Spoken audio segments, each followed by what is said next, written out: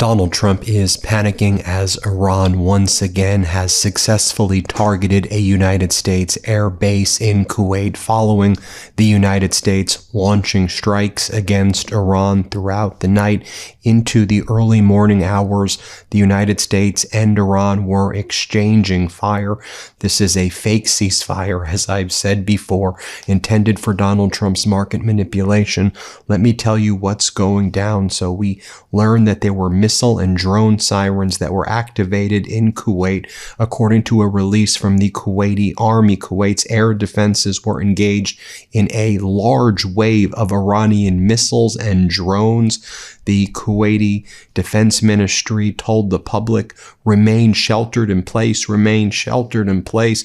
Iran then said, oh, we hit the target that we were aiming for right there, that US Airbase in Kuwait, because they said that the United States was using that airbase to strike Iran, and that there was these outbreaks of this war that's been taking place, totally covered up by our media right here. The U.S. had to admit what it was doing. Here's what went down. Iran's Mehr news agency released a statement from the IRGC following these back and forth strikes. Here's the statement from the IRGC. The origin of the aggression against the Sirik Island telecommunications tower was targeted following the recent aggression by the invading U.S. Army against a telecommunications tower on Sirik Island in the Hormuzgan province. The IRGC Aerospace Force fighters targeted the airbase from which the aggression originated, and the predicted targets were destroyed. The IRGC Aerospace Force warned that if the aggression is repeated, the response will be completely different, and the responsibility lies with the invading and child-killing U.S. regime. So you remember our reporting over the weekend, and I saw a lot of comments saying, Ben, are your reports true? Because I'm not hearing this anywhere else. You're talking about Iran striking down 3 to 5 U.S. aircraft, an MQ-9 Reaper, another MQ-9 Reaper, an MQ-1, that there were 5 Americans who were injured on this Kuwaiti airbase 48 hours ago. Why aren't we hearing this anywhere else? Because our corporate news is regime media, and they're covering up most of the stuff. That's why. And so this telecommunications tower has been used by Iran, among other things. They've been able to successfully track these F-35s and these drones. So the U.S. struck the telecommunications towers, which were being used to track the MQ-9 Reapers and the MQ-1, and then Iran responded, and Iran just hit the U.S. airbase in Kuwait. Now, U.S. Central Command was just forced to admit what went down. CENTCOM announced that over the weekend, it carried out what it refers to as, quote, several self-defense strikes on Iranian air defenses, radar, command and control sites, and one-way attack drones in Guruk, Iran, and Keshem Island. The strikes, which occurred Saturday and Sunday, were in response to what they said were recent aggressive actions by Iran, to include the shooting down of a U.S. MQ-1 Predator that was operating over the international waters of the Persian Gulf. So the United States says that we were putting our MQ-1 and MQ-9 Reapers over what the U.S. claims was international waters. Iran said these are our land, this is our area. And then they were struck down, and then the U.S. said that we were acting defensive by attacking Iran yet again. This was defensive. This was not aggressive. We were on the defense by going on the offense. This is straight out of George Orwell's 1984. In fact, far more dangerous in my view. But then Iran responded, and Iran just targeted the U.S. airbase and hit it again. Meanwhile, you have all Donald Trump's weirdo MAGA propagandists like Laura Loomer saying, it's time to finish the job. The back and forth is getting boring. The back and forth is getting boring. You know, the American people are suffering right now as a result of this catastrophic war, and people across the world are suffering. And the Trump regime and Netanyahu have engaged in terrible war crimes in Iran, in Lebanon, genocide in Gaza. I mean, did you know that in the past 24 hours, 41 people were killed and 140 people were wounded in Israeli strikes across Lebanon on Saturday, which frankly should be called US and Israeli strikes across Lebanon because Trump is green lighting this. According to Lebanon's health ministry, Israeli attacks have killed 3,412 people and wounded 10,269 others since Israel escalated its assaults on March 2nd. And we've seen amongst these 41 people killed and 140 wounded, children, mothers, lots of innocent people. And again, that doesn't get any attention at all. That's right by the city of Tyre or Sur. And it is just beyond fathomable what's going on there every single day. And so Kelly Myers, reporter, she tried to ask Hegseth a question. She was there with Hegseth. Hegseth was on this Asia trip, the Shangri-La trip, and he was coming back and he was being asked these questions. And she goes, I tried to ask Hegseth about this when he deplaned at JBA, but no comment as he walked to his car to leave. This is what we're learning. We reported on this 3 days ago. 5 U.S. national service members and contractors reportedly injured by, quote, falling debris from intercepted Iranian missiles on the Ali al-Salam Air Base in Kuwait. Falling debris. They think we're the stupidest people. I'm sure that's what happened. It was the falling debris. No, what happened was the U.S. targeted Iran. Iran responded. They hit Ali al-Salam. Our service members who were at this airbase, once again, were not protected because this Trump regime is utterly incompetent, and 5 people were seriously injured at least. And it's probably more than that because the Trump regime covers up everything. And now Hegseth, who is saying that he doesn't want to see, quote, fatties at the UFC fight that will be taking place on the White House lawn, where they've ripped apart the White House for this UFC fight. No fatties, they say. And remember the video I did yesterday? No one wants to be affiliated with this sick Epstein class weird event for Trump's birthday. Even Rogan's like, this is a terrible idea, this event. But Hegseth refuses to answer a very basic question about that. Now, Iran's leadership, they're issuing numerous warnings right now. You have Iran's main spokesperson at the IRGC saying, if Netanyahu does not stop his genocidal war in Lebanon, the collapse of the American economy will begin in June.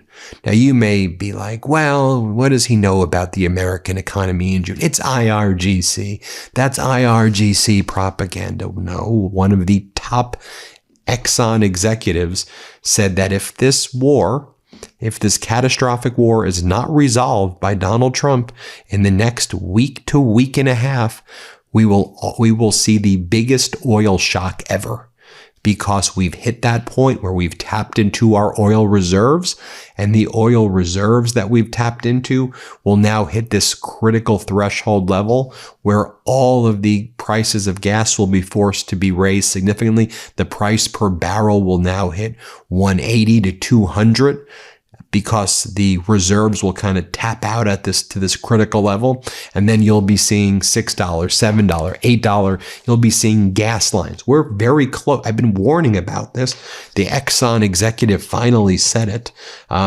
And it's why it's important that we track what's going on and not buy into all of this propaganda. I mean, remember the propaganda yesterday morning? The propaganda yesterday morning is there's this outlet that's called Iran International, which makes you think they're an Iranian, that they're in Iran, but they're Iranians who left Iran that have Iran International. And they did an article that said Iran's president, Pezeshkian, offers resignation, citing total takeover by the IRGC commanders. Well, you have to look into what Iran International is. It's an Iranian dissident news network that was received. It was reported that it received lots of funding from Western sources or the UAE or others. And then we know this is false. The Iranians came out with a statement. The rumor mongering by the disreputable foreign network is a continuation of previous ridiculous media games. They have published their own wishful thinking in place of reality. President Pezeshkian will not retreat from serving the people, just as the Iranian nation will not step back from the path of solidarity and resistance. They will take their wish to shatter the unity of the Iranian nation to the grave. Another Iranian leader wrote, to ward off the evil of the child-killing regime and to liberate the dear people of Lebanon from their current lamentable situation, we must first, Iran, in coordination with the resistance groups in the region, must take action against the bloodthirsty Zionist regime. Second, the Bab al-Mandab Strait must be closed. And third, the skies over the capital of Israel in the region, the Emirates, must rain down stars. And then you had the foreign ministry spokesperson take a photo with the IRGC spokesperson showing the political side of Iran is united with the military side of Iran. And they said, for one nation, for one country, for one goal, ready for any situation, field and diplomacy side by side.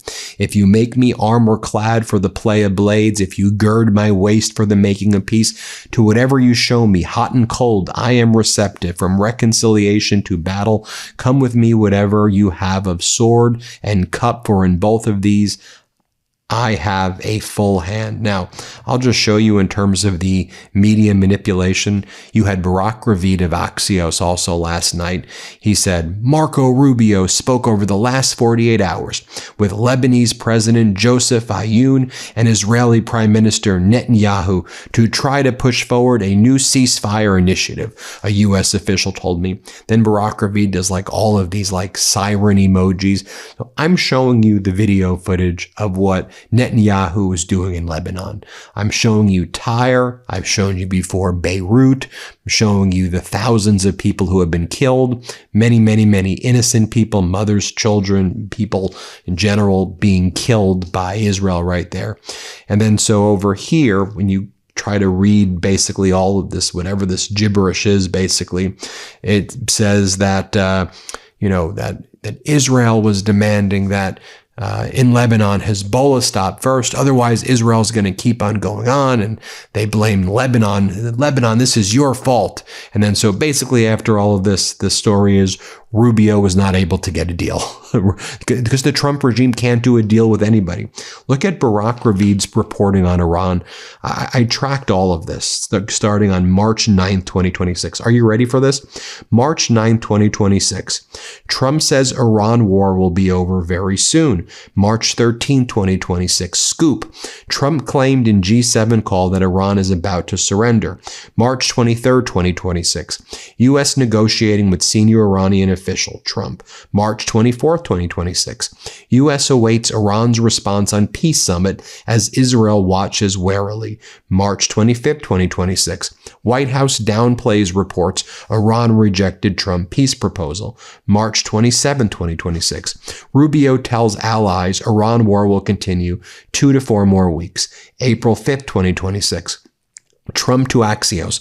Iran deal possible by Tuesday. Otherwise, I'm blowing everything up. April 15th, 2020, April 11th, April 10th, 2026. U.S. and Iran inch toward framework deal to end war, U.S. officials say. April 12th, 2026. Scoop. U.S. considers $20 billion cash for uranium deal with Iran. April 12th, 2026. Trump tells Axios he expects Iran deal in a day or two. April 26, 2026. Iran offers U.S. deal to reopen Strait, but postpones nuclear talks. May 23, 2026. Exclusive. Trump says he's 50-50 on Iran deal. Decision by Sunday. May 23, 2026. U.S.-Iran deal to end war will be finalized shortly, Trump says. Also on May 23rd. Exclusive. What's inside the Iran deal that's close to signing? May 24th. White House said Iran deal could take days. May 28th. Scoop. U.S. and Iran reach deal but needs Trump's final approval. May 28th. Vance says U.S. and Iran are very close to a deal. May 29th, Trump's team to decide on Iran deal. I mean, do you get the point? I mean, it's this over and over and over again. The propaganda, the flooding, the deluge is just next level. And I'll share with you this. MB Ghalibaf, Iran's parliament leader, also issued a statement, and he was with the other kind of parliament leaders today. MB Ghalibaf said, in the new phase of the war, the enemy, through economic pressure and media campaigns, seeks to create division and destroy the country's cohesion in order to compensate for its military defeat and force us to surrender. What a vain delusion. The great and history-making nation of Iran knows today that they stand at a sensitive and historical juncture that future generations will envy. They are resisting against a bloodthirsty and murderous enemy that is determined to destroy Iran and Islam, so that the Iranians of future years will be proud of their fathers and mothers. The most important factor for victory in this war is cohesion and unity. What has caused the enemy's retreats alongside the military power of the combatants is the steadfastness of the people and their unity against a ruthless enemy. This secret to victory must be preserved. So that's what they're saying out of Iran. Donald Trump's posting. The New York Times wrote a story today entitled, "The Trump Administration Sees Striking Exodus of Legal Talent as Though It's a Bad Thing, when actually it's a good thing. The people that are leaving are radical left deep state lunatics." Or Donald Trump posted this before. Fake news CNN today said today routinely that my Iran nuclear deal doesn't talk about nuclear, when it actually states very clearly that Iran will not have a nuclear weapon. It then goes on in very strong and lengthy detail to discuss various other aspects of nuclear. In fact, that's what most of this agreement is about. CNN and so many others in the fake news media is a low ratings disaster. Even with new ownership, it is unlikely to even get any better. Donald Trump trying to have his oligarchs take over CNN in this merger. I'll also note that Iran has restored gas production at 3 South Pars offshore platforms after those U.S.-Israeli strikes, which the U.S. was like, oh, it's just Israeli. Iran resumed gas production at 3 offshore platforms in South Pars, the world's largest natural gas field, after Israeli strikes on onshore processing facilities in March forced output to halt. The CEO of Pars Oil and Gas Company told state media on Sunday. So that's where we are with everything right there. We'll keep you posted. We need to get out the accurate information. That's why we take this step by step. And, Trump's out there posting, you don't know my deal. Well, I showed you, you've been saying there's a deal since March. And this is just like what he did during COVID with kind of the same timeline, right? Was that March of 2020, it's going away, it's going away, it's going away, we're good, April, it'll be gone by Easter, it'll be gone by summer, it'll be gone then, it'll be gone then. That's what they were saying. It's the same stuff. This is his cycle that he does over and over again, except in 2020, he lost the election, and then finally someone who was competent was able to take over, but the arsonist blamed the firefighter for putting out the arson. Right now, there's midterms coming up, but is he going to drag this on forever? Are we going to have to wait for this oil shock, and a complete global catastrophe that we're like a week away from it? And I'm not trying to be hyperbolic. I've been keeping us informed every step of the way. We're like a week away from this happening. And then everyone's going to be like, oh my God, it happened. Who would have known? Us. We all knew this was happening. And he keeps on striking Iran. Dude, just get out of there. Just leave. You lost the war. Get out and leave already, man. Or enter into a deal, but leave. Okay? Stop harassing everybody. Freaking predator. Hit subscribe. Let's get to 7 million. Thanks for watching, everybody. Want to stay plugged in? Become a subscriber to our Substack at MeidasPlus.com. You'll get daily recaps from Ron Filipkowski, ad-free episodes of our podcast, and more exclusive content only available at MeidasPlus.com.